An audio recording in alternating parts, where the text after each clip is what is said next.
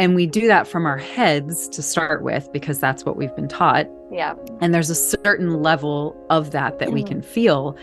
But if we start to shift to more of that animistic perspective, then it's like we have to kind of come more from the heart. Like that's a big part of what animism is too, right? Is it's coming to realize that like the universal frequency is love, actually. Yes. And it doesn't mean that there aren't challenges, and it doesn't mean that death isn't a part of that, because death and loss and change absolutely are. And if we can go out there and meet a tree heart to heart, or meet a rock heart to heart, right? We're in the presence of an elder. Something whose life cycle is massively longer than a human. And so in places where we don't have human elders, or we haven't had that experience, or we don't yet feel safe or solid in that experience because we haven't experienced it before, and so we don't even know what to look for or what it feels like to be in the presence of an elder, we can start to learn from a tree, from a rock, from water, from the sun.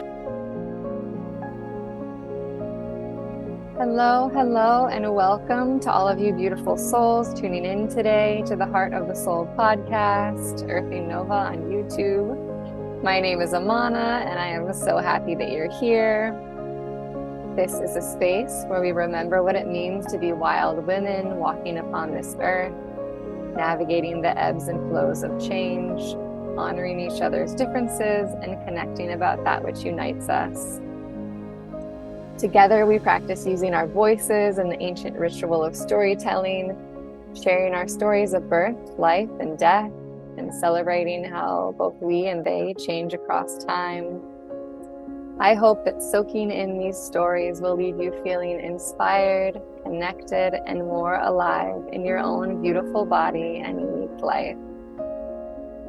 Today is Monday, March 27th, 2023. It's a little after 12 p.m. here, Central Time in Mississippi, where I am.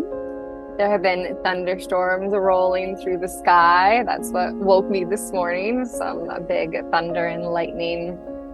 So now it's sort of wet and cloudy, the sun trying to peek through in the window beside me. I am, currently in my bedroom of my tiny little mobile home here, and I have Kate Powell here with me through the cosmos on Zoom. I met Kate through Kimberly Ann Johnson, and then discovered her podcast, Wild Sacred Journey, that, like the Heart of the Soul, publishes with the cycle of the moon, which of course I love. And we began talking, and I'm super grateful to have Kate here today on the podcast. And a little bit more about Kate is that she is an intuitive medicine woman, wisdom keeper, story weaver, and guide for embodied presence, supporting humans in becoming more whole and available to their heart's fierce and tender aliveness. The founder of Wild Sacred Journey, she brings an innate North Star sense of alignment and a deeply rooted somatic remembering of elder wisdom to you, the canaries in the mind, who are navigating fragmented or incomplete initiations, big questions, and life changes, or seeking to integrate a spiritual awakening. With thousands of hours of training and experience in movement, mindfulness, and intuitive, energetic, somatic, and shamanic healing modalities, Kate's here to center you into the truth, heart, and essential wholeness of who you are, in moments of great joy and when you need your feet held to the fire of your own journey. Whether one-to-one, in group work, or through her podcast, Kate is devoted to changing inner and outer culture through the remembering, repair, and activation of evolutionary magic. Whether in person or virtual, Kate invokes the sacred fire gathering and draws out the stories and conversations that wonder, in these times we find ourselves in, how do we be more human? I love Mm. that. I just connect so much with so much of that. Um, Mm. yeah, grateful to have you here today. Grateful to be here. Thank you. And it's funny, yeah, listening to it, it's like I've read it, I've written it, I've read it, but then hearing it read back, it's like, ooh, like like tingles. Yes. So yeah, Yes. I thank feel like you. that we align a lot in many of like the ways that we're showing up in the world and wanting to cultivate community and Hmm. yeah, just interact with the humans and the humanness and the world around Mm. us in these just different ways Hmm. that we're remembering. Yeah, Yeah. yeah. The first episode that I listened to of your podcast was your episode about animism, Mm. which I adored. I like listened to it to a couple of times, and then like I shared with you, it brought me to like re-exploring the language of animacy in Braiding Sweetgrass. Mm. But I would love to hear more about like I could hear in your podcast that it's like a real passion of yours and real like a fire within you. And if you would, for those who like don't know what animacy is, maybe you could share a little bit about that. Yeah, I would love to. Thank you for that invitation. Um, yeah. So I mean, I feel like we're born knowing that the world is related to us.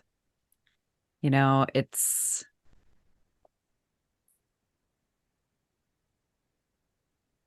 there's a reason kids books are all about animal characters, right? And like trees come to life and there's like that innate sense of wonder and magic and relationality, right? Like kids don't, and some of that's because we maybe haven't even learned yet that we're unique, separate human beings, right? Like that process of individuation is like part of how our brains develop.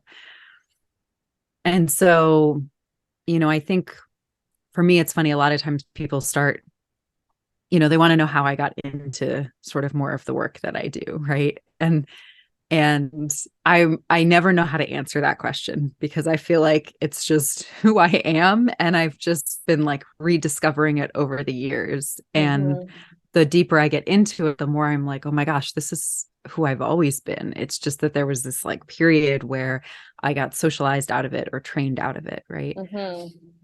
And so I feel that way about animism. Like for me, the deeper I've kind of gotten into connecting with my intuition and reconnecting with my body, and both of those have been incredibly powerful pieces of my journey. Um, the deeper I get into that, the more it's like I realize the parts of me that have been trained away from what I always innately knew, which is that the world is a living, breathing, emergent process. And like every aspect of the world actually has a certain level of soul and a certain level of animacy. And, even it's funny, I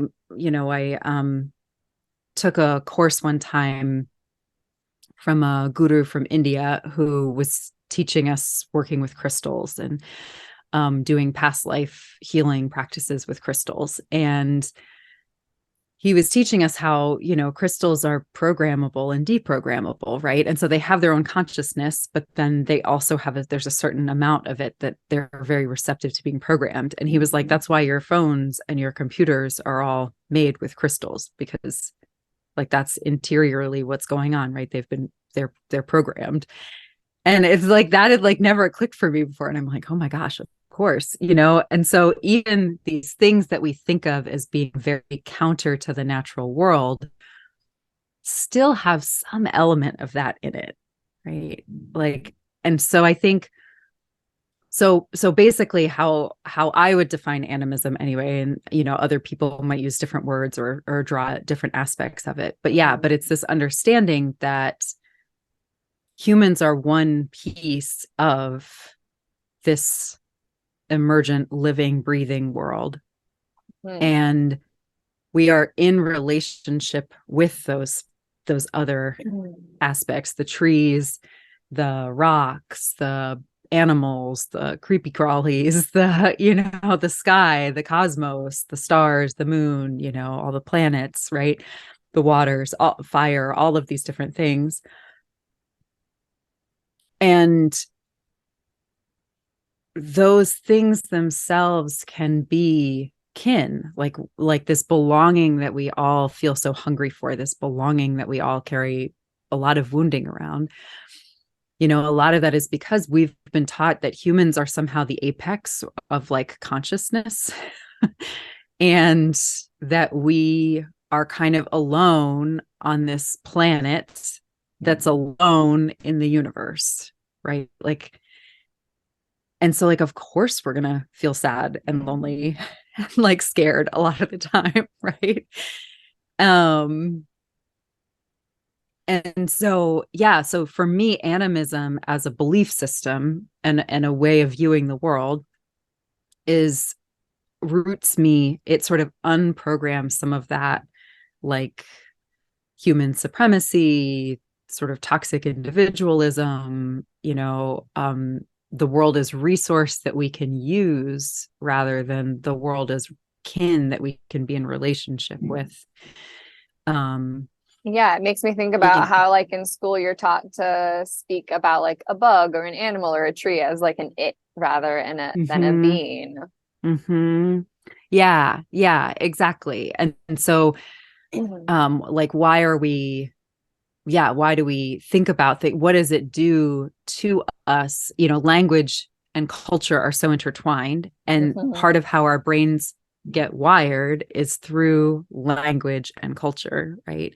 And then that shifts then how we see things. And so to start to see things as its or as resources or as whatever, which is kind of what we're taught, really takes us away from this sense of like, we have animal bodies. Our bodies are animals. They have instincts, they have hungers, they have desires, they have, you know, like, yeah, all of these things, and they feel relationally to the world around them.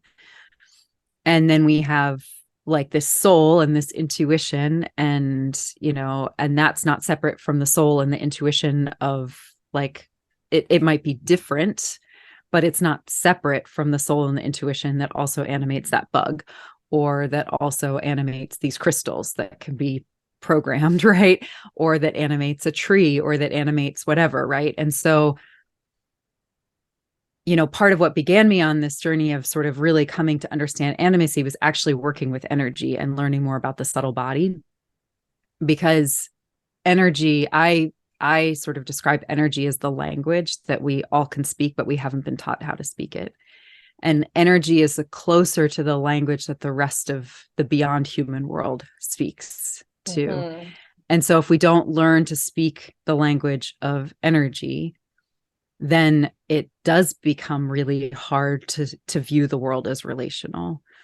So the more I started learning about energy work and the deeper I got into it, the more I had to accept the rest of the world as being animistic, because I could feel it and I could realize that I could be in conversation with something.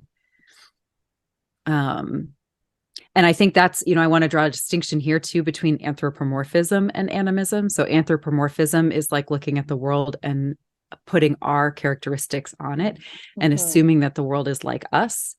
Whereas animism looks at the world and says, you're different than me, and yet there's still some way we can communicate. I can listen, I can speak to you, you somehow hear me and respond to me, right? And all of that's happening at that level of energy, at that level of frequency.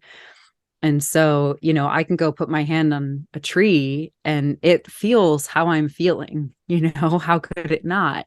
And it might shift if I then come into more of a receptive space. I can feel where the tree might show me a different frequency that I can kind of attune to, that I can match, that I can co-regulate with. Or it Mhm. might even like take something from me and channel it down into the roots, right? But there's an energetic exchange that can happen there. And yeah, and through that,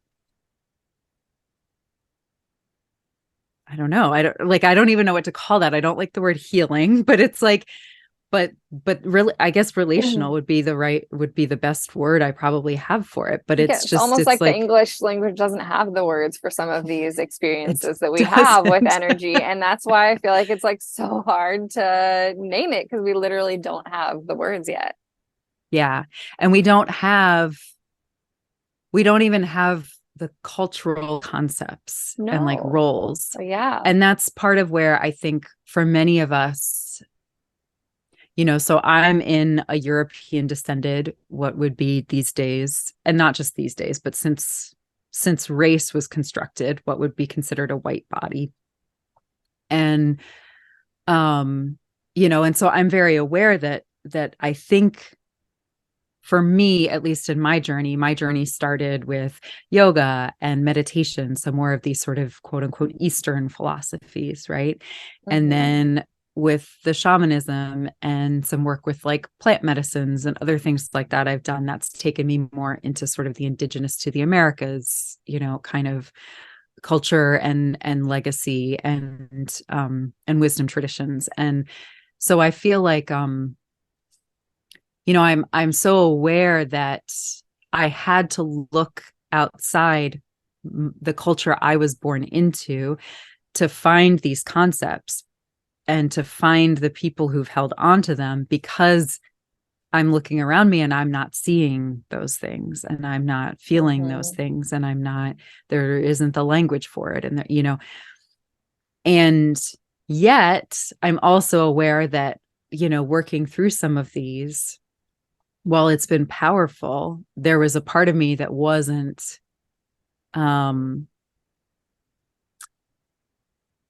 there was a part of me that couldn't be touched in some way by these traditions that weren't from this body's, this here and now body's direct lineage, right? And that isn't to say that I don't have other connections with those wisdom traditions, but this particular human physical body that I'm wearing in this lifetime does not have direct ancestry to those. And it got me thinking. I was like, oh, well, who before my ancestors aligned themselves with whiteness for safety, for power, for survival, right? Like before they aligned themselves with this social construct of whiteness that gave certain people more power, they were something else, right?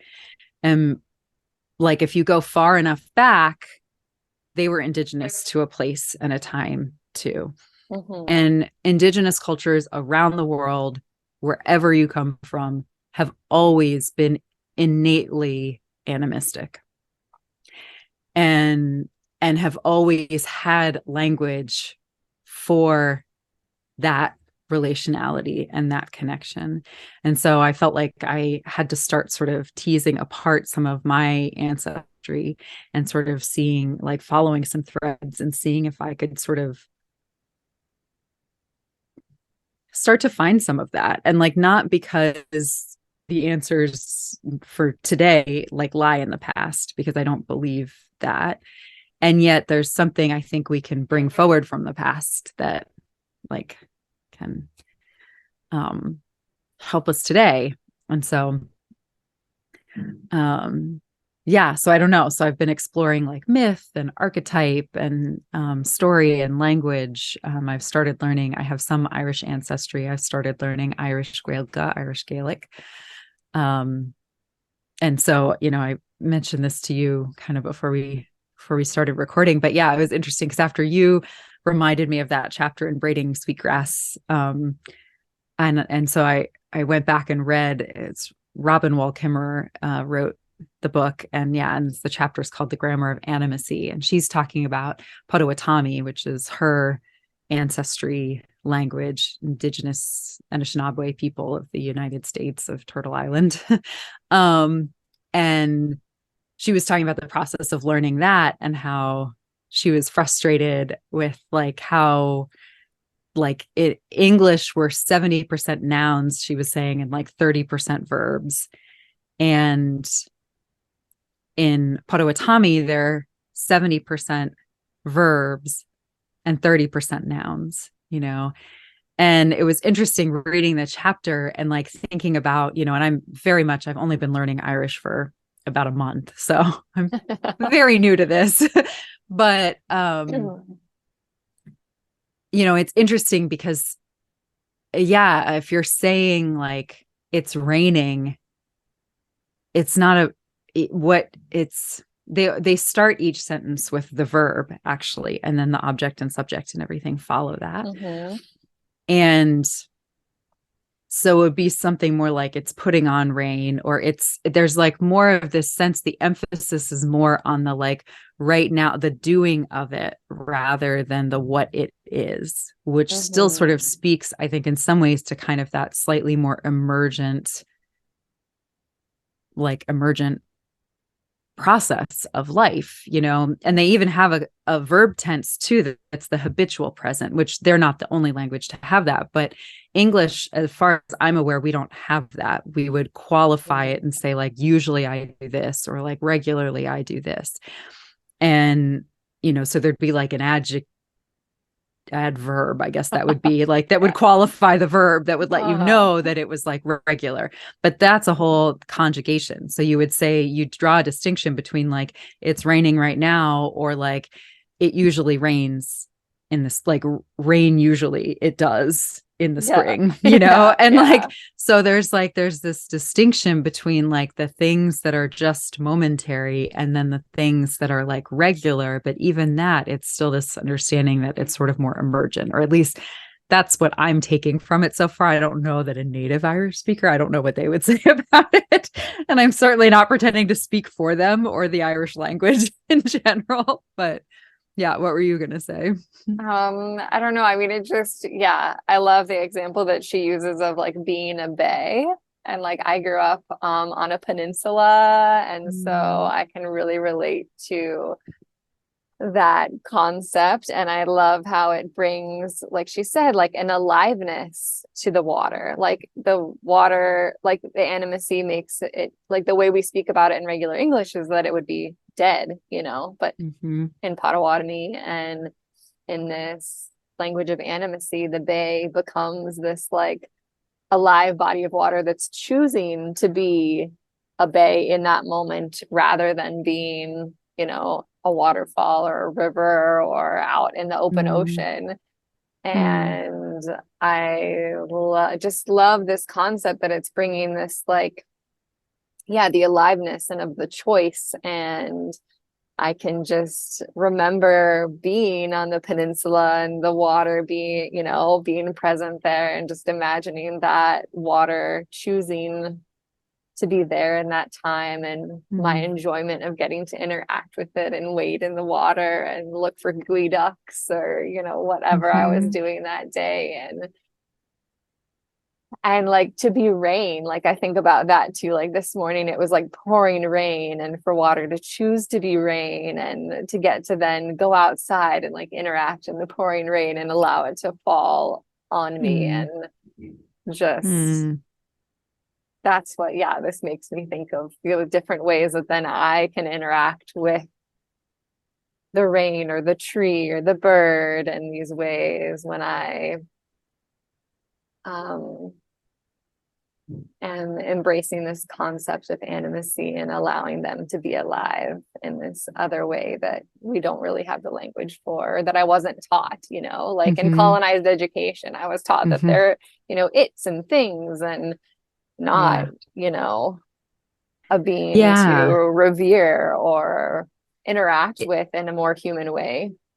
It's easy to take it's and things for granted, right? And what I'm really hearing and what you're saying too is like the joy and the gratitude and the appreciation that becomes more innate to our interactions with the world when if our brains are wired around a language and cultural understanding that says oh my gosh, in this moment, the water is choosing to be rain.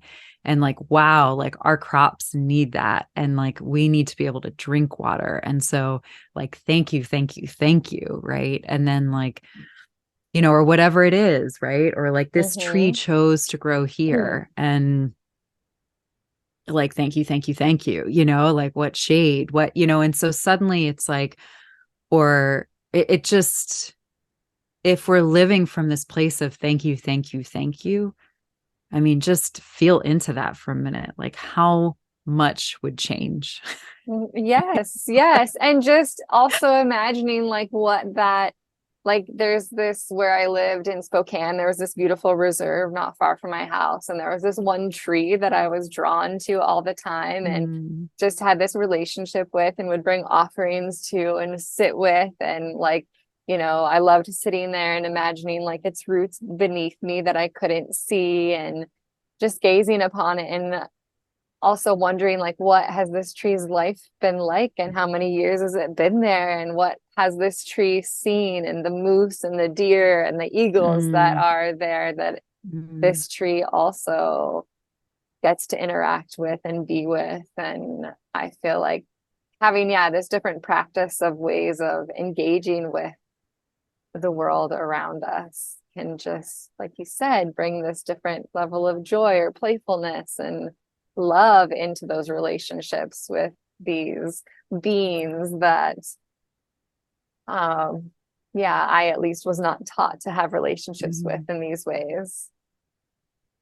I'm also hearing too, in what you're saying, like it's reminding me too that, the other piece of like deep cultural wounding that I think we all really carry is the lack of the role of elders in our Mm-hmm. society. We have people who are Mm-hmm. older, and some of them are elders, I Mm-hmm. would say, but we don't recognize that as a societal role. We don't recognize the necessity of having people who aren't our nuclear family, biological parents, or if we didn't have biological parents, like the people who raised us, right? The people who did the most direct parenting, right? Mm-hmm. They're not who we're meant to learn all our lessons from. Like, we're meant to have other adults in our lives who help teach us things. We're meant to have these people who can sort of see us and see us as we are, even when we don't see it yet, and then help us cultivate that and like help us kind of draw that out and become more of that, right? And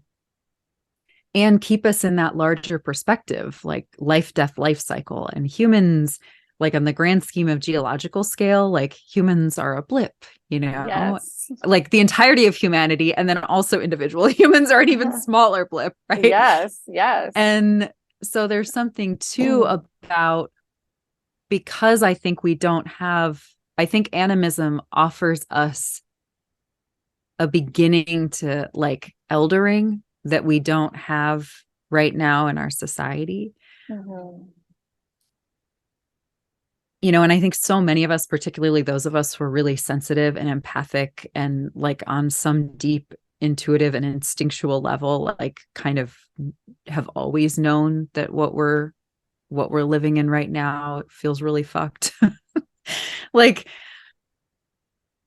many of us have the experience of finding it easier to interact with animals than with other humans anyway, Mm-hmm. right? Mm-hmm. And so I think there's a sense of nervous system safety and um more solid co-regulation that we start to find in nature. And we can find a certain level of that if we're assuming that it's just because we're outside and in nature, quote unquote, right? Because I think that's like a thing, like, oh, just go outside, move your body, be in nature, right? Mm-hmm. And we do that from our heads to start with, because that's what we've been taught. Yeah. And there's a certain level of that we can feel. But if we start to shift to more of that animistic perspective, then it's like we have to kind of come more from the heart. Like, that's a big part of what animism is too, right? Is it's coming to Mm-hmm. realize that like the universal frequency is love, actually. Yes. And it doesn't mean that there aren't challenges, and it doesn't mean that death isn't a part of that, because death and loss and change absolutely are. And if we can go out there and meet a tree heart to heart, or meet a rock heart to heart, right? We're in the presence of an elder, something whose life cycle is massively longer than a human. And so in places where we don't have human elders, or we haven't had that experience, or we don't yet feel safe or solid in that experience because we haven't experienced it before, and so we don't even know what to look for or what it feels like to be in the presence of an elder, we can start to learn from a tree, from a rock, from water, from the sun, from, Yes. whatever.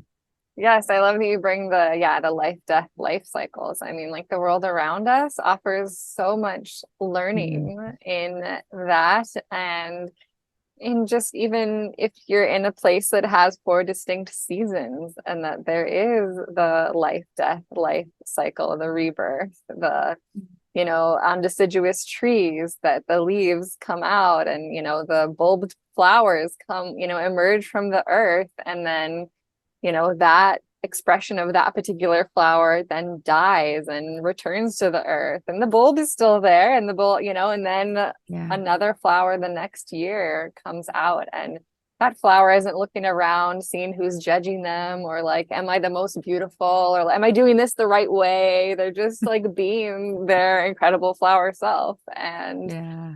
not, I feel like we so much like ask permission of like doing this right, or we're focused on what other people, at least I have in the past been like focused on what other people are thinking of me or judging me, or Mhm. like the way my Mhm. my nuclear family of origin, like what would they think about how I'm choosing to live my life right now. Um and Yeah, we spend the so much time looking at ourselves from the outside in. Yes. Yeah, I remember when I first started learning like meditation, and then even more of the shamanic energetic work. And, and they'd be like, okay, now like turn your gaze inward, and I would like try and do that. And it would be like I was literally outside of myself watching myself. Like I didn't Yes. even know how to like actually like turn this gaze inward. It was like I had to like go outside myself and watch myself. And then like, yeah, it was, yeah. Um, I was still like trying to see myself through someone else's eyes instead of like trusting my own gaze and my own sense of self, and that like that alignment. So anyway. Yes. Yes. And I love how, like, I remember it was in my late 20s, I had this realization of like the life, death, life cycle, just as women, that we have so built in with our bleeding time, that this living ovum, is released from our ovaries, and it either becomes fertilized and continues to grow for whatever time, whether that's a full pregnancy and into a live birth or not. And then, if it's not, or if it doesn't, then it dies and dies within us, and then we shed it with our blood. And Mhm. yet in this modern world, so much, we are so taught to just like ignore the cycle that's happening within our own bodies, and to be the same each day. And Mhm. pharmaceuticals are offered to even prevent the bleeding from happening. Mhm. And in my 30s, it was a real gift to have this different awareness of that life, death, life cycle that even occurred within my own being, and learning to honor that and embrace it and be with it in different ways. Yeah. Yeah. Um, hmm. That got me thinking about a couple different things. But uh yeah, well, I think, there's an honoring of like seasonality, whether it's the seasons of our body, the seasons, like the monthly seasons of our body, the weekly seasons of our body, the daily seasons of our body, or then like you know, the larger life seasons of our body, and then within that, like again, our body in the world. And that was actually a big part of I worked on farms for, well, actually about 10 years, but 3 years full-time seasonal. And then I've done part-time work. I did, all that. That was like a huge shift for me. When I graduated college and I'd been, kind of just studying all the time, right? You're like reading, you're writing papers, you're thinking thoughts, and like that's amazing. And I'm glad I had all that. And like that's really, there were a lot of ways in which that like opened my mind up to a lot of things. Um and like I left really disconnected from my body and really, really deeply unhappy. And like really just like overwhelmed by then the possibility of the world. Like, okay, great, you've graduated. Now here you go, like out into the world, find a job, start a family, like do the things, right? And you're just like, am I ready for that? I'm sorry. Did I learn how to do that somewhere along the way? I'm pretty sure I didn't learn how to do any of that. Like none of what I've been doing feels like it's prepared me for that. And and like of course we're never ready for things, but you learn by doing. Like that's life. For better or worse, and as much as it sometimes sucks to like learn how to answer the quiz as you're taking it. Yeah,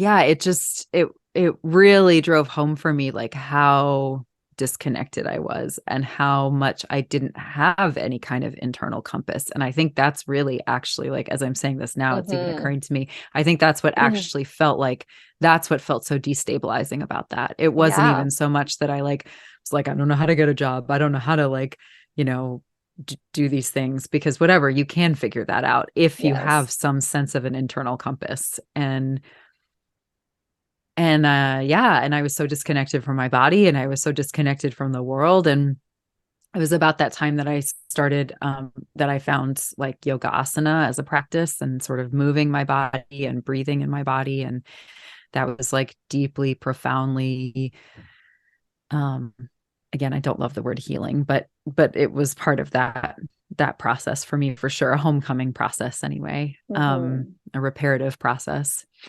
And um and then about that time too, I sort of stumbled my way into farming and being outside and eating things that came from the land that I was living on at that moment, and things that I had helped grow, and eating things that were in cycle with the seasons. So it's like when it's hot, I ate more watery foods because that's what was growing then. And that's actually what my body needed and wanted.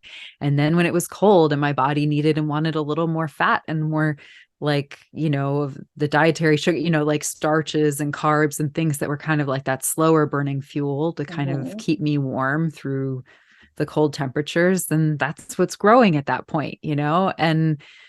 Um and it was like, I mean, it sounds so simple when you say it, but it was like such a revelation to me to live it. Yeah. So like the And yoga and the farming, like you feel like brought you into the more like internal compass within your being. Is that what you're, yeah, I would say they started me or on that process. They started yeah, bringing me into my body, I would say. yes. And I would say kind of based off of like, and I think although I wouldn't have called it that at the time, more of that life, death, life cycle that you were talking about, more of that like understanding of like, right, everything's cyclical, and okay, the earth has a wisdom, and okay, my body actually is tuned into that wisdom. And like, again, I wouldn't have had those words for it at the time because I was just kind of experiencing it, but I was Sure. noticing that I was like losing excess weight and my mood became a lot more stable, and I just generally felt happier and was able to be more present. Like presence, that whole thing you try to do in meditation, right, where you like quote unquote try to quiet your mind and like just be present, right? And like that was like impossible before movement, yoga asana, and before farming and things like that. But I would say it wasn't until I really started to do more of the energetic and the shamanic stuff that I got the language then for some of what was happening and what I was experiencing. And that's when I feel like things started to click, and I really started to have more of that sense of like who I was and how to interpret the things my body was sensing, because I think that's like a big piece of that too, right? Like our body is constantly picking up on things from our environment, yeah, and and then communicating to filtering them us through and communicating. Yes, and exactly. we don't necessarily aren't given the tools to like understand it, though. I feel To like is what you're understand it, speaking right? to. Yeah. Yeah. Or to be able to discern, wait, where am I interpreting this through? Yes. Because it's like we have these different languages that we can translate what the messages our body's sending to us through. And some of them may be closer to our more direct experience, and some of them may be more in the like stories that we've built up around, based off things that have happened to our past, the stories we've made about how the world works. Yeah. Either because we've been socialized into them, or because, whatever, again, we interpreted something that happened to us in our past in a certain way, and we created this framework of meaning that then allowed us to survive it, or move on, and grow, or whatever it might be, right? And so, we can either, when something happens in our lives and our body then tries to tell us something about what it's sensing about what's happening in our life, it's like we're either interpreting that through this lens of the past and the meaning making, or we're interpreting it through something that's a little bit closer to what's happening in the present moment and a little bit closer to our body. And so it's like we need to learn these different languages, and that's some of what I think somatic experiencing and Kimberly does really well. But again, and that's also something that I think a deep understanding of the subtle body, whether it's through a deeper, a lot of yoga, what we think of as yoga here in the United States is, I've been calling it yoga asana, which is the yoga postures. And I say that specifically because, when I first started doing yoga, it was from a very Western approach, and it was very movement based, and it had some of the philosophy, but it was still very Westernized, and it didn't have. So I say that very specifically to differentiate from yoga as a lifestyle and philosophy and spiritual practice. Which doesn't mean that the postures, because you're moving your body in these different shapes, and the shapes are aligned with different lines of energy and meridians and channels of energy in our body, right? And so stuff's moving, but it's so it works on you whether you are kind of going at it with that intention or not, or it can certainly. And in my case, it did. And yet, I'm drawing a distinction here between sort of yoga as posture and yoga as like the bigger concept of what yoga is.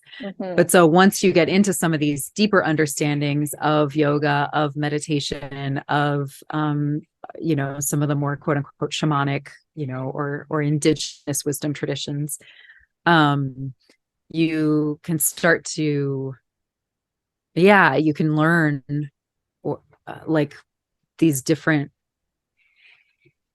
the different languages that your body is speaking to you in, maybe. And you can start to see and sense more how those things are like rippling through your system, and like, oh, this thing happened and it started this chain reaction.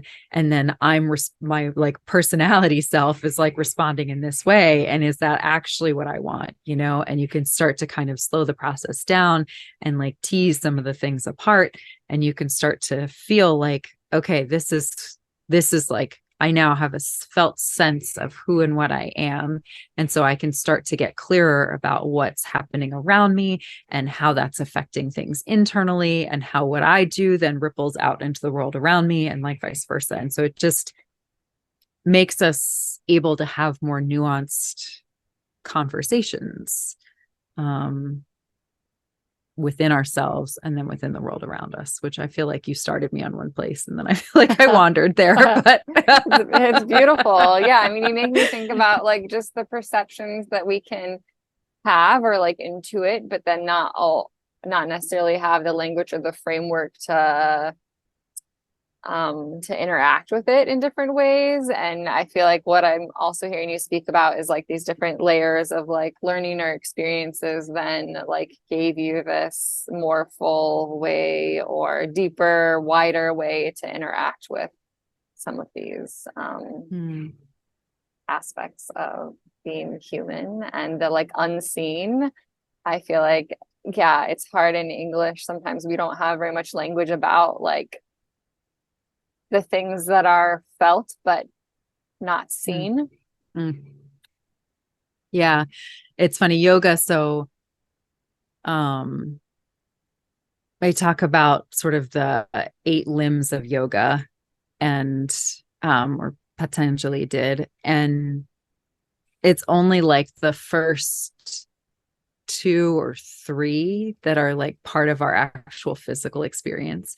And so they talk about how like it's really like literally like 80% of what we experience, like that whole picture of the iceberg, right? And how they talk about like it's only like 20% of the iceberg you see above water, right? And there's like a good 80% that's like below water. And it's like the same, it's the same with our human experience, right? There's only like Yes. 20% of our human experience that's like in the physical material, you know, some people like the gross body, the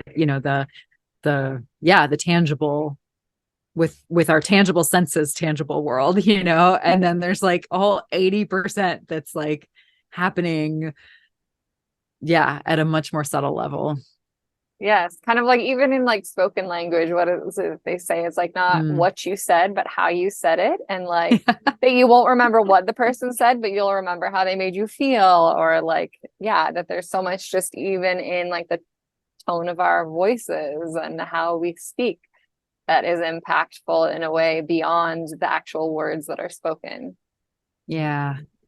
Well, and that's, that's part 2, I think, of where for so many of us, part of what reinforces that it feels so unsafe being in our bodies is, yes, that the world doesn't seem to be the world that we live in, the systems that have been put in place that we've inherited, that we live in, are many of them, if not most of them, fairly anti-human, anti-animal body human.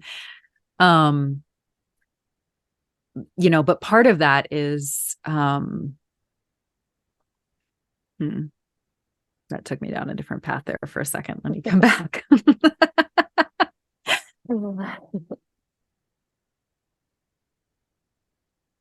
Let's see. We're talking about the subtle body and the language. That's right. Nonverbal. Yeah. And so it was like, so there's the part of us that feels unsafe in the world, in our bodies, which I think most of us feel that. That's part of why I think so many people's nervous systems are just so amped a lot of the time and or collapsed, right? It's like we're just in kind of this constant state of low level overwhelm. And which leads us to feel unsafe in our bodies, which leads many of us who are the sensitive, empathic, intuitive ones to to be sort of disconnected or even disassociated a lot of the time. But I think, and I think part of that is these systems that we live in. And I think part of that is that there's also a lot of almost like self-gaslighting that we kind of do, because, or at least I did, and I see this a lot with clients too, because we are picking up on so many nonverbal communications, right? All the time. Yes. And again, if we haven't been skillfully taught how to navigate these multiple layers of like information and expression that are happening at any one time in any relationship, it's like we don't know how to sort through that information and how to like understand it and how to be with it in a way. And so we end up second guessing ourselves. We end up telling ourselves like, well, that can't be true. We end up just having a lot of rupture with inner trust, and, you know, and rupture with outer trust, because we all have those people in our lives who have a certain amount of dissonance, right? Like they're saying one thing on the surface, but then there's something else that we're sensing going on behind it, or there's something else that we're sensing through their actions, or there's something, right? There's different ways that we're like, wait a minute, you're saying this and you're smiling at me and you're being nice, and yet for some reason that's not how I'm leaving you feeling. Right. Yes. And like, and it's easy to blame that person, but a lot of it is that we can learn skills to be in situations where that happens, and we don't self-abandon because we don't know who to trust. And we start to think, well, they're being so nice, and like everybody else would say they're being nice, and like I must be crazy to think that there's something else going on here, right? And like, how often do we have some variation of that conversation, right? Yeah. And I think particularly people in female bodies, you know, people a little more estrogen dominant, people who have either through biology or socialization are more, just generally more attuned to other humans. Yeah. You've spoken about being like intuitive, empathic, and or like, you know, people in general, but I feel like this is also something that you identify with. And I'm curious because you just gathered how many years? You just had a birthday? 38. 38. Yeah. Yes. Yeah. And I'm curious if you might share a little bit of story of how, you know, like a younger version of yourself experienced this, like either as a child or in your teens or 20s, and how that your relationship to those, like, yeah, being empathic and intuitive have, you know, shifted, or what tools have you gained to interact with the world in these maybe more protective ways when needed, or having that discernment? Yeah. Well, start by saying it's an ongoing process. Well, yes, of course, we're never complete, but I just think yeah. from you Yeah. today, you know, Yeah. compared Yeah. to you from the past. Yeah. So an image that came to me when I sort of started working with this pattern a lot was horses. Horses are very intuitive, and they're also, like humans, they are actually prey animals. They do not have the physiognomy of predators, right? And yet they are certainly not defenseless, right? Yeah. So I think for many of us who are very intuitive, empathic, right, all of that stuff, high sensitive, probably somewhere on the neurodivergent spectrum, you know? Horses can often be a really beautiful teacher in this, and so they certainly have been for me, partly because horses innately trust what they sense from a person. So you might be saying like, oh, you know, whatever to the horses, right? And like if you're scared or angry, the horse will respond to you as if you are scared or angry. It doesn't matter what you're saying, right? Yeah. And so I think was always like that, you know, just as a kid, like I saw through the masks and I knew what else was going on there. And or I didn't know because I was a kid, so I didn't understand, but I could tell that there was dissonance, at least, right? That something wasn't matching up. It's like there's like one music note on the surface and then there's another music note underneath, right? Yes. And again, any human will sense that. You don't have to like identify or self-identify as like high sensitive, empathic, intuitive, whatever. That's just because even those words, right, those are actually all innate to being human. It's just that some of us, whether through things that happen to us or through personality or through training, tend more that way. But everybody is a certain level of intuitive. Everybody is a certain level of psychic. Everybody is a certain level of medium. Everyone is a certain level of, you know, just, and like all of it, you know? So yeah, so I don't know that I can think of like a specific example off the top of my head, but I would say in general, it would happen a lot where I would just, our culture really encourages dissonance actually too, right? Yes. That whole fake it till you make it thing, that whole, that it's more important to like act nice or to like look nice than to actually be coherent, like be in alignment and in integrity, right? Like be in Mm-hmm. wholeness. Mm-hmm. So, Mm-hmm. yeah. So, I mean, I would say there were a lot of situations growing up where people would be saying one thing and I'd be like responding, wanting to respond to them based off of what I was feeling from them, Yes. which was something else. And yet I was being socialized into The hug the good person, girl. shake hands, be nice, the good girl. Right. Exactly. Don't rock the boat. Um, and so, yeah. And so after a certain amount of time, in order to fit in, you have to self-abandon. You have to turn off or try to silence in some way or ignore the part of yourself that in its purity picks up on those other cues from people. Mm-hmm. And so I did that and I learned to play the game really well. And, and yet I find that when that would happen, it would like sneak out of me in different ways. It would be really,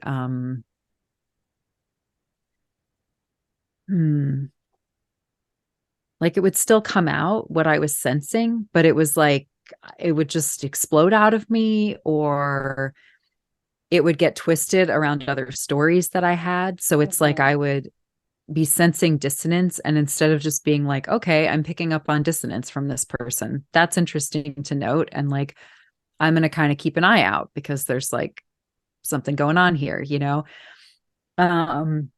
instead of that, I would like, yeah, like take them at face value. And then there would be this whole dramatic blow up when it like didn't happen, or I'd kind of start like,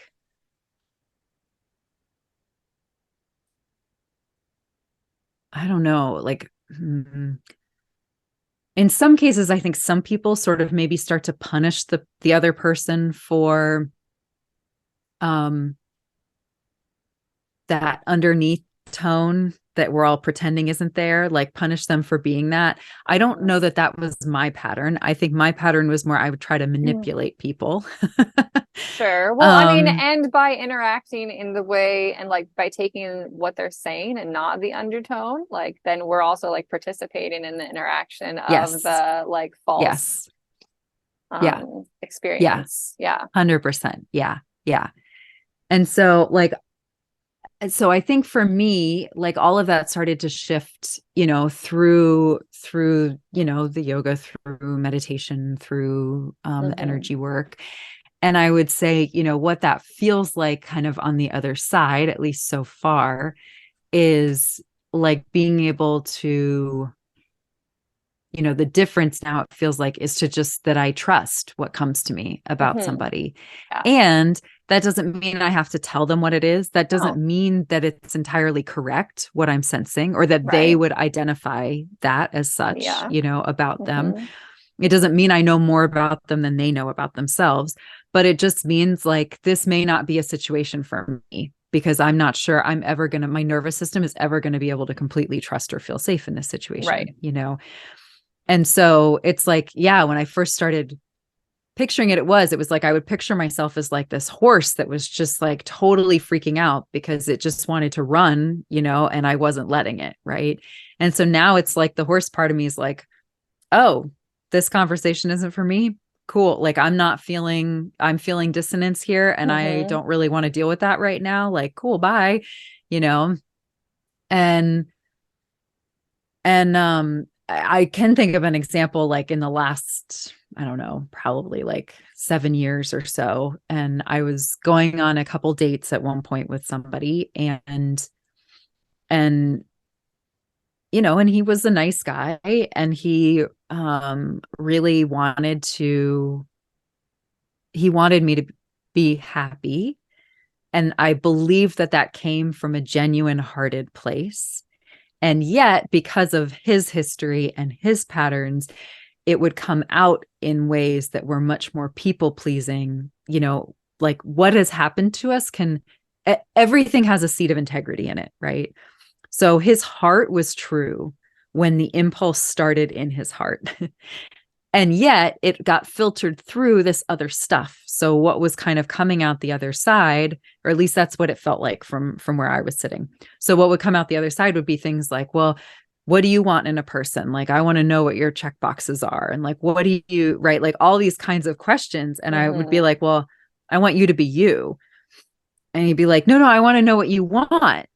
And I would be like, I'm telling you, what I want is you to be you. And he would be like, well, no, but like, what would make you happy? And I'm like, you to be you.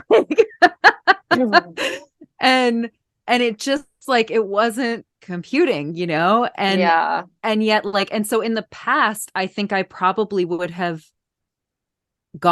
fallen for that in some ways, or like thought like he is just being nice, because then he would say like, well, I'm just being nice. Like, I don't understand like why this is so weird for you, or why you don't like this, I'm just being nice and I'm just being considerate.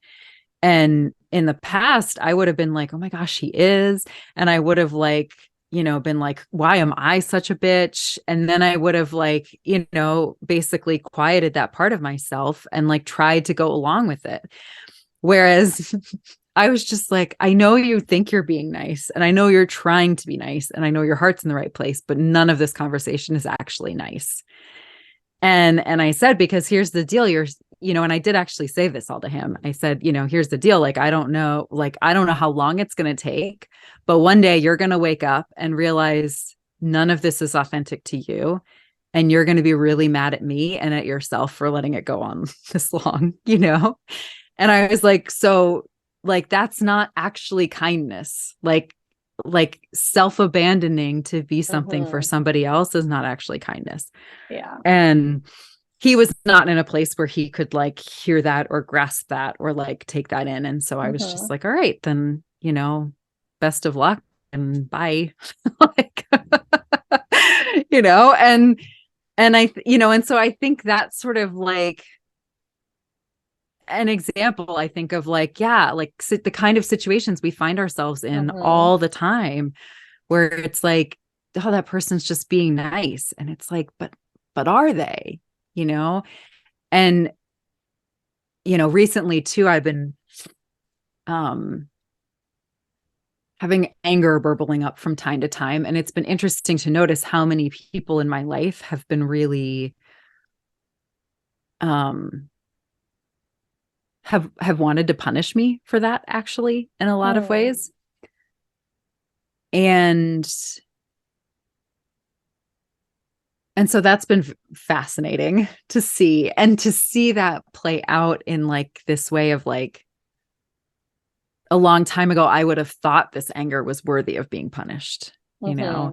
And now I know that like, while there may be more skillful ways of communicating what I'm trying to communicate, or ways that other people would be able to hear and receive more easily or more palatably, like the anger itself is not inherently wrong. No. And, yeah. So I don't know. I think that's like another, right? Like, so there's like the nice, and there's so many situations, but it's like, I feel like I've gotten to a point where now if someone gets angry at me, even if I'm hurt in the moment, I can also be like, wow, I'm really glad they expressed that though. And there was some coherence. I'd rather have somebody be coherent than that dissonance, I guess is what I'm trying to say. Yeah, absolutely. I mean, I feel like you're kind of speaking to like the good girl persona or figure in our society that then for some women translates to then being like the good mother, or the perfect mother myth, and all of this. My mom was actually an elementary school librarian, and I don't know, while you were speaking, it made me think about just also like the literature that we have and the books that we have and the examples. Like, I don't remember what the statistic is now, but the number of male like it was like 70 or 80% of books, it's like the male is the dominant character, Mm-hmm. Mm-hmm. and Mm-hmm. not women. Mm-hmm. Um, and even if they're like an animal and not human, they're still, it's like a male figure. Like the bear is a man, and the ones with women, they're like a princess and have to be saved by the man. And this Mm-hmm. whole narrative that we grow up reading these stories, and that's what we're absorbing. I wonder if you have a particular like goddess or woman myth that has Mm. been like most impactful for you, or that has spoken to you in a way. Yeah. Um, hmm.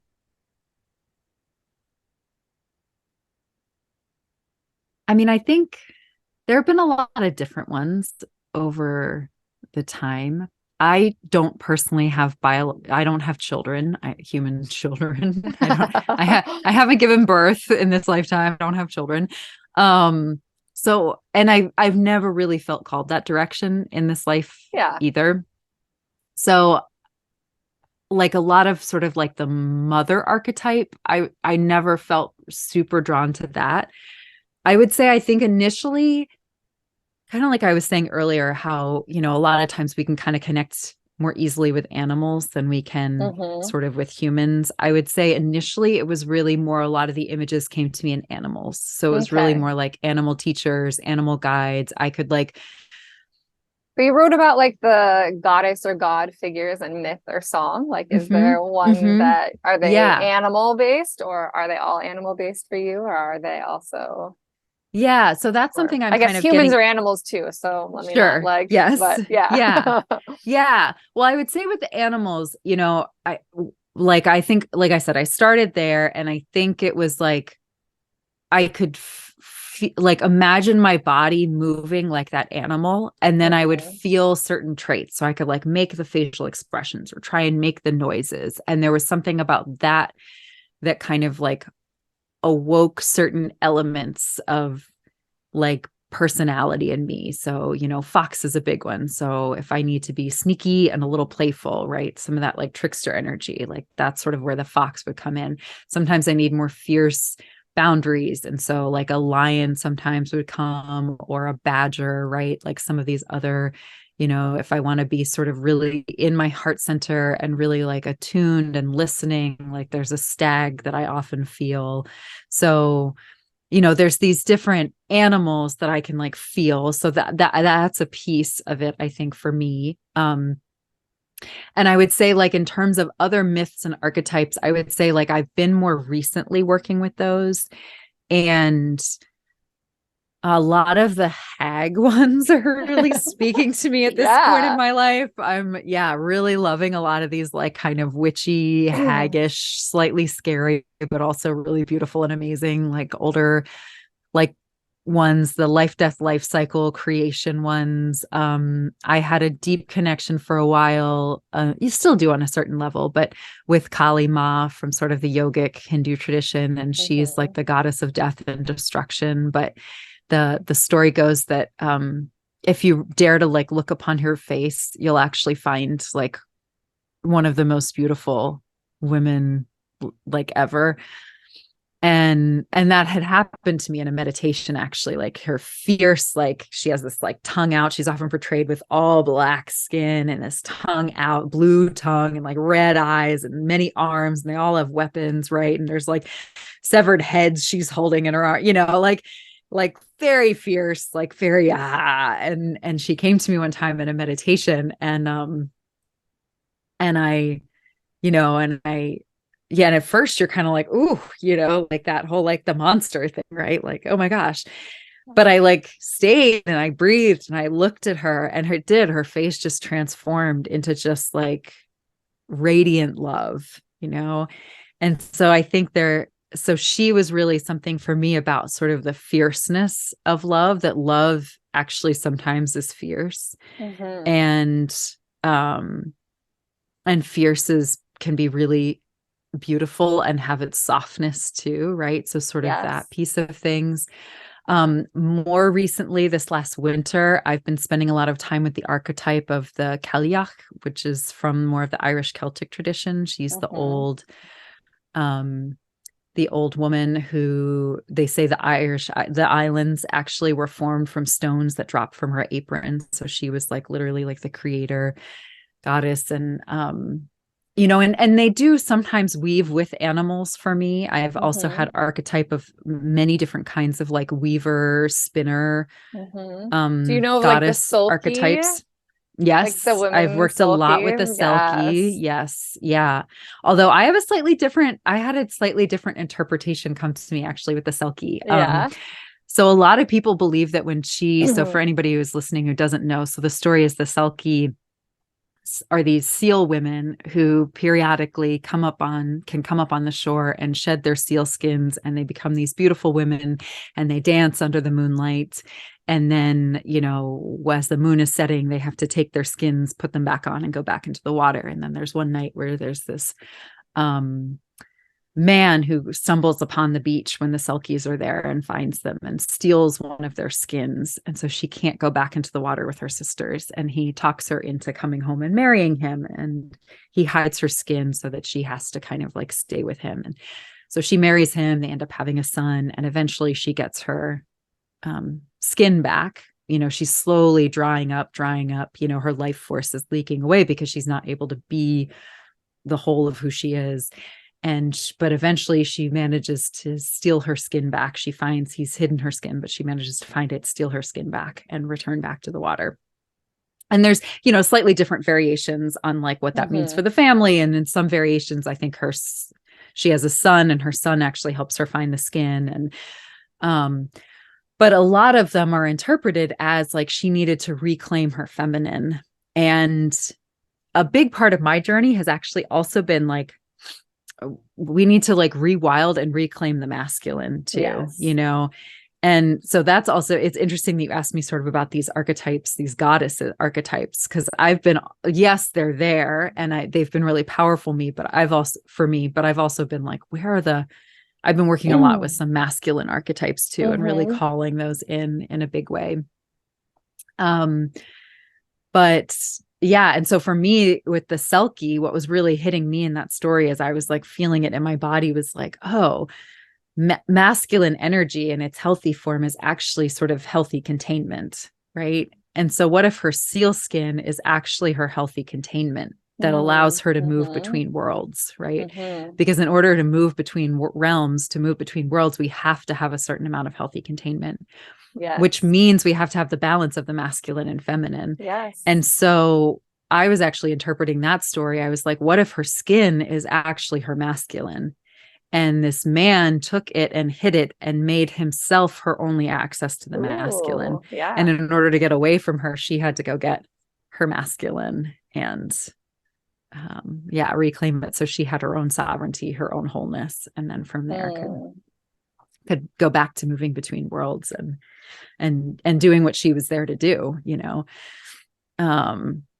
so I would say in terms of some of the masculine ones, that's sort of been harder. It's very interesting because I feel like in this world, it's like I look at my oracle decks, right? And there's like the medicine woman oracle deck, which I love, or tarot, that's a tarot deck.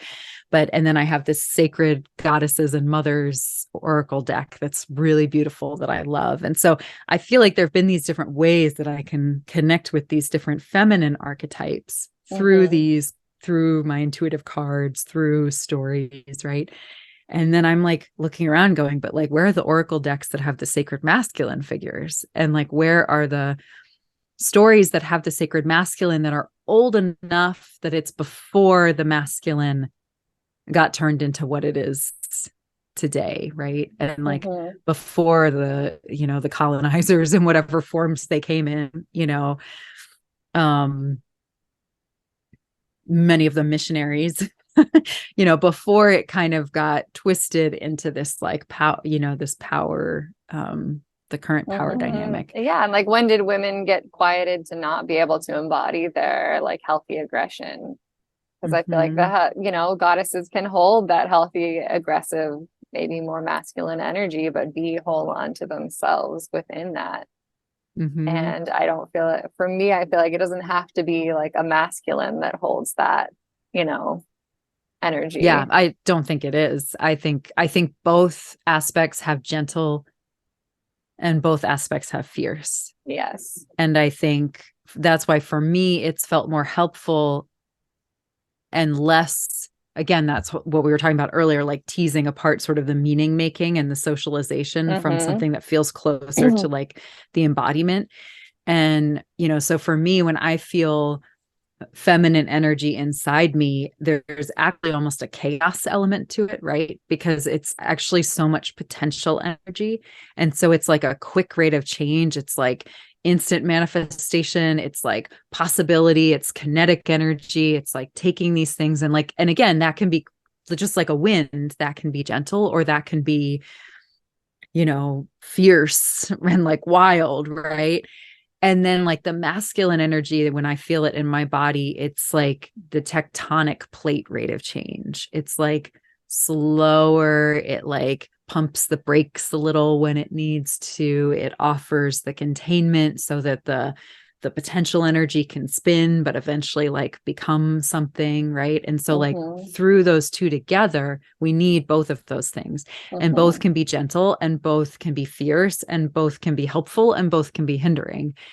And but for me, it's like I felt like I needed to tease apart a little bit more from like, we talk about the divine feminine and the divine masculine, and yet we're still often picturing them in these false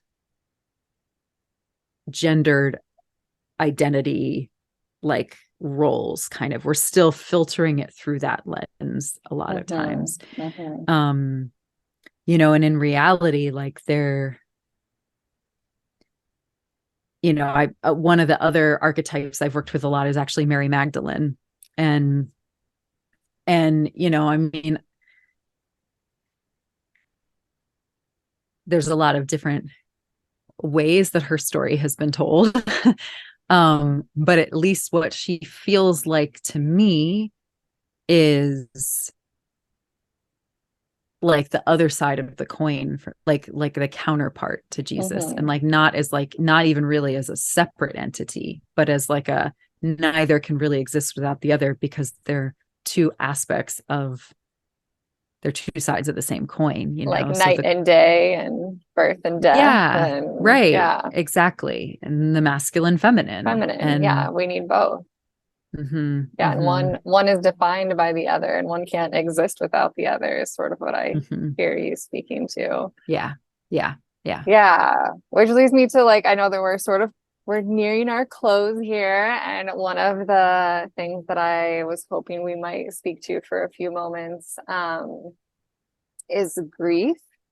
I Mm, feel like, our we don't have that much culture around grieving in this time. I feel like it's like being built right now. That's one of my, passionate parts of the aspect that I do with women in this world, is to, create spaces for and ways of interacting with and experiencing grief. And grief shows up in so many ways. It can show mm, up, with like a literal physical death, or even just like a death of prior self.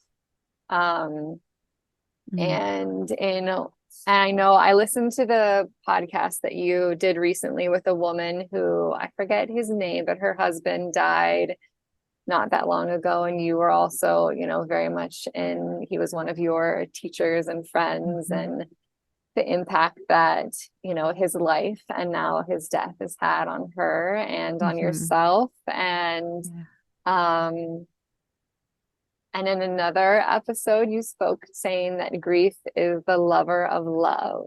Mm, And I wrote that down, and it just made me, because I feel like so much of the time people think of grief as such like a negative experience, and that it only, creates this darkness. But my experience, yes, grief has brought, like darkness and depth in my life. And yet it's also like created this like expansiveness of joy and love, and this other side of it, mm. just like birth and the death and the messy. And I would love to, yeah, hear maybe a little more about what grief is like for you, or what has been for you, and what you mean by saying it's the lover of love. Mhm. Yeah. Thank you. Yeah, I mean, I'll start by saying, it's funny. And Kristen said this in the episode that I did with her, on Preston's passing. And, she said she used to joke with him all the time, like, oh, like I'm okay with my death. I'm not okay with your death, And it's Yes. funny because there's a part of me that has always sort of, well, okay, so there's a part of me that actually never thought I would live that long. And I've done some past life work, and I don't know, Mm-hmm. something that kind of came to me was like in my most recent last 3 lives, I died very young. And so some of it was, I think, sort of started a little bit when I kind of hit 30, basically.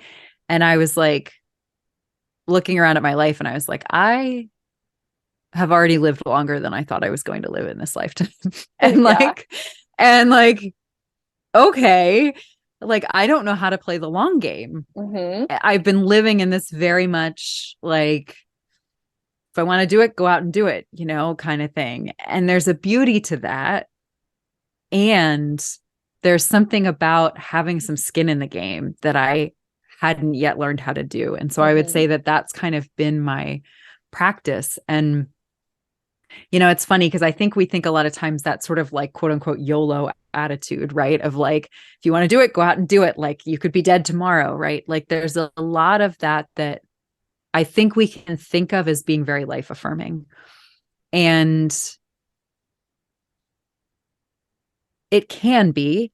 And it can also be sort of death phobic in its own way Mm-hmm. because we can use it to escape actually putting down roots and actually investing in things and actually risking being fucking devastated when it doesn't work out Mm-hmm. or when we lose something or like whatever. And it is like I mean, it can be, I think most of the times it is just a devastation, right? And,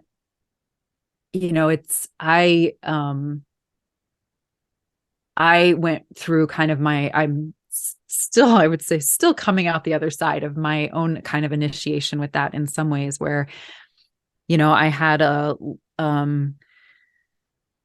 felt called back, well, back in 2017, 2016, maybe. I found out that I have the same. So my dad is legally blind and with a genetic degenerative eye disease. And back in probably like 2016, 2017, I found out I have the same one. And that we don't know what that particular disease, retinitis pigmentosa, is very different for each person, how it manifests. So his started showing up when he was 8 or 9 years old. I didn't find out until my early 30s. And even then, it's not enough now that it's changing. Like I can still drive and all of that kind of stuff, Um, it hasn't forced me to any life changes yet. Um, and we don't know when or if it will. Mm-hmm. Um, The but you unknowns. can either, yeah, a lot of unknowns, right?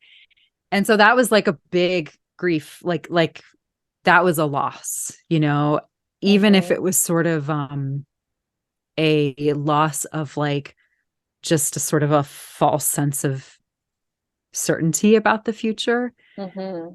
It really stripped that away for me for a little bit. And while there was like a part of me that had deep faith and I think kind of handled that in a healthy way, there's also a part of me that I'm only just starting to realize was really kind of felt cut adrift in that moment. And like and really kind of lost. And so there were a lot of things that then I started to kind of shift in my life or felt like I needed to shift in my life.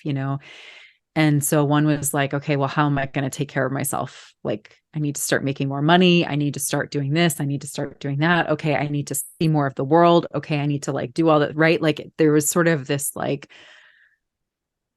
Urgency. urgency. Yeah, that's a good word for it. Yeah. And which was very stressful, actually. and caused me to make some decisions that, you know, I mean, I stand by them. They were the best decisions I knew how to make at the time with the information that I had. And they were fueled by an urgency that I don't think served me, actually. And so it kind of took me down this path that wasn't not my path, but also wasn't like maybe the right timing of the path I was on, if that makes sense. Because I think, again, that urgency was fueling things. And so, you know, I bought an old RV. I was going to do this whole nomad thing, and I bought the old RV, and I was trying to fix it up, and I couldn't fix it up. And then I couldn't take care of that and run a business at the same time. And so like, and I'd also moved out of the house I was living in. So I was like essentially kind of homeless at the time. Right. And so I'm like trying to do all these things I don't know how to do in this old RV with as little money as possible, because I had no money coming in, while also trying to like not overstay my welcome in different friends' houses as I'm bouncing from guest room to guest room to guest room. Right. And it just like completely fried my nervous system. And then the pandemic happened. And so like, luckily that was like right about the time I was like, I'm going to get on the road. I've been like trying to get on the road for too long. I'm just going to get on the road. And if the RV breaks down, I'll just figure out how to fix it on the road. But like, I had no money. I still like, I was not resourced enough internally or externally for any of that to have worked. So the RV was a little bit of the pandemic was a little bit of a blessing in disguise for me in some ways, in the sense that it kind of stopped that. And, but then like there was something too about the collective unprocessed grief that I think we were all experiencing in lockdown, through all the deaths that were happening around us, through this loss of life as we knew it prior to that. That somehow it was like I could see that happening, and that like learning on behalf of my clients, kind of, and on behalf of like humanity in my role as like sort of quote unquote healer or medicine person, right? Like also then brought me some skills I felt like for myself, which was that, you know, I really had lost myself in a lot of ways through that whole process. And I'd lost like my sense of adventure, and I'd lost my willingness to take risks, and I lost a lot of different things because I just didn't have the capacity for them. Like I was so fried.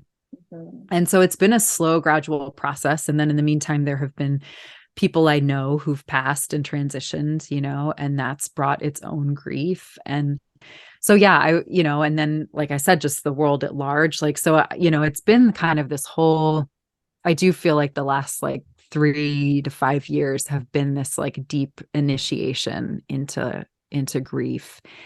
And, and it's funny. And I think a big part of that was from that initial intention that I said of like, I want to learn how to have skin in the game. And I don't think we can have skin in the game until we've made peace with grief. And because you can't have skin in the game without experiencing loss, like that's inevitable to having skin in the game. Yes. And yeah, and so as I've kind of started to make friends with grief through this whole process, I think we hear a lot of times that like, oh, grief is the absence of love, right? Or grief is love that used to be somewhere and now we don't know where to put it, right? And yet in that image that was coming to me of like the moments where I felt really lost and really adrift, right? It's like I picture myself like in this little raft, just in this vast ocean, and there's like no one and nothing else around, right? And like at first I was terrified of that, and yet it's like I also would have this image sometimes of like, that grief like loss brings us to this cliff, right? It brings us to that edge where like if you were on an old school map, it would be like, on the other side of that cliff is like the here there be dragons, right? Like we don't know what's here, but it's probably dragons, right? Like we've never been here, nobody's mapped it, like and I feel like loss brings us to that place. And then grief is actually what lets us, like, grief becomes the vehicle that keeps us moving forward, actually. Mm-hmm. And so that's where I think that realization that, like, grief is the lover of love, right? Like, grief is not the antithesis of love. Like, No. grief is actually what keeps us connected to love in moments of initiation, in moments where the world has just, like, fallen out from underneath us, and we're, like, in free fall in a wilderness with no idea where to go, and we've actually lost that internal compass, right? And, like, love is the internal compass. Yes. And when we've lost, when we're lost, when we're in the wilderness, right? Like, grief is actually what keeps us coming back to love. Grief is what keeps us anchored to that internal compass, is what it's been kind of coming to me. Grief becomes the ocean that we're on in our life raft, you know? And I felt that one day, like, it was like I was, like, standing in front of this ocean, and it was all grief. And I was like, well, I've been, like, hiding out, trying to avoid it here on the shore. Mm-hmm. And, like, what if I Mm-hmm. walked into it, you know? Yes. And so I walked into it, and it was like the warmest, softest, gentlest, like, most loving Mm. embrace that I'd felt in, like, a long time. And I was like, oh, why have I been so scared of grief? Like, it's just trying to hold me, actually. And I think part of the reason grief gets such a bad rap is that, I mean, because it comes when we're lost, it comes in these moments Mm-hmm. of initiation, right? Of crisis, of something ending and something we don't yet know what it will be beginning, right? Yes. And so, grief, but, like, grief isn't, grief is the medicine, not the cause of the big feelings that we feel, right? The Yes. loss is the cause of the big feelings that we feel. And our resistance to the loss, our resistance to the grief, just amplifies the challenge of it. But if we could actually learn to trust grief, we could find that, I think we could find that, that it wants to protect us, actually, and it wants to, you know, keep out anything that isn't love. And, um, and keep us in our bodies when otherwise we might get lost from them, Mm. or give up on them, or, find them feel really challenging to live in. Right. And Mm-hmm. it keeps us in aliveness. Like, it actually keeps us in aliveness, and, Yes. yeah. So I don't know. Thank That's what I you. have to Thank say you about for grief. that. Yeah, thank you for that invitation to interact Yeah. with grief in this different way. Will you tell everyone, I'll of course include links in the show notes, but will you tell the listeners where they can find you and what you have going on in the world? Yeah. Thank you. So you can find me on my website, www.wildsacredjourney.com. And I'm on Instagram, wildsacredjourney_KP. My initials, Kate Powell. Those are probably the two main places. You can find me on my podcast, the Wild Sacred Journey podcast. And you can find that kind of wherever you normally listen to podcasts. And Amana's going to be on my podcast soon, so you'll have an episode to come listen to there. And do you have a Yeah. YouTube? Yes, I do have a YouTube. Yep. Yeah. Yeah. So those links will all be there. I Yeah. would say the main places to kind of find out what I'm up to would be through my website or through Instagram.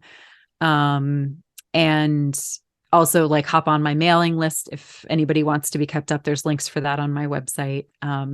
Because that just, then I announce, through that I announce when new podcast episodes are out or when I have something going on. Recently, like, I do see clients one-on-one, and I do have some spots available for that. And I do all of that over Zoom because I'm still sort of in this relatively nomadic phase of life. And so that's a good way to kind of be able to keep our connection going, wherever you are, wherever I am, that kind of thing.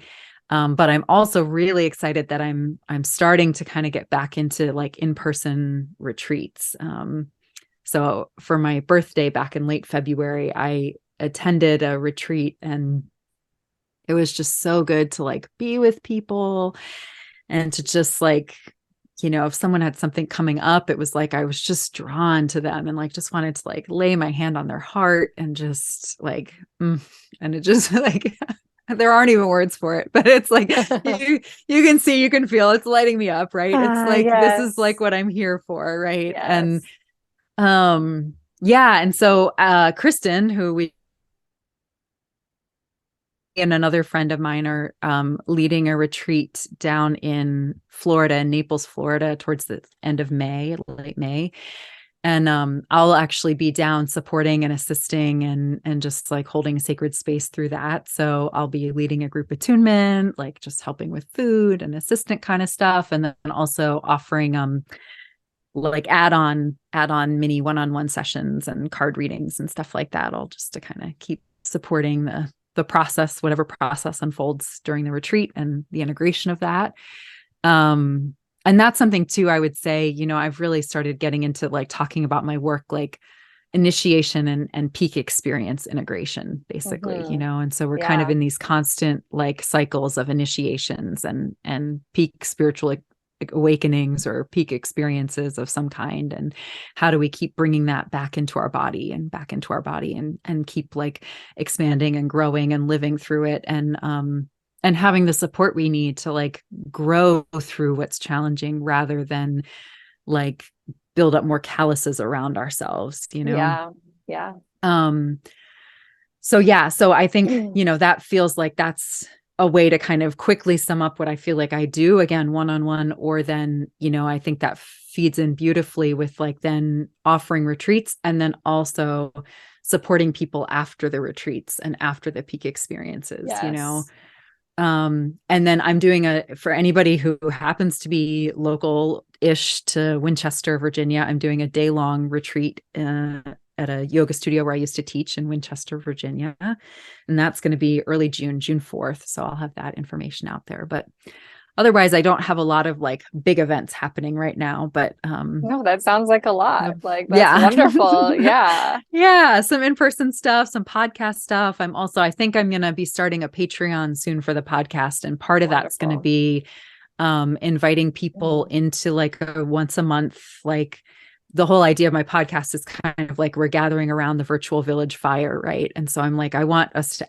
like, part of that's the conversation, but then also let's gather around the virtual village fire, right? So I'm going to start doing once a month, like kind of, just virtual meetups for people who want to, the kinds of people who like having these kinds of conversations and want to hang out with other people who like having these kinds of conversations and like be in community in that way.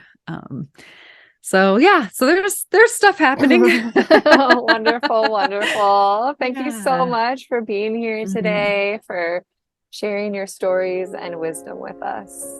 Yeah, thank you, Amana. Thank you for having me, and thanks for following my rambles. It's beautiful. It's wonderful. It's real, I love it.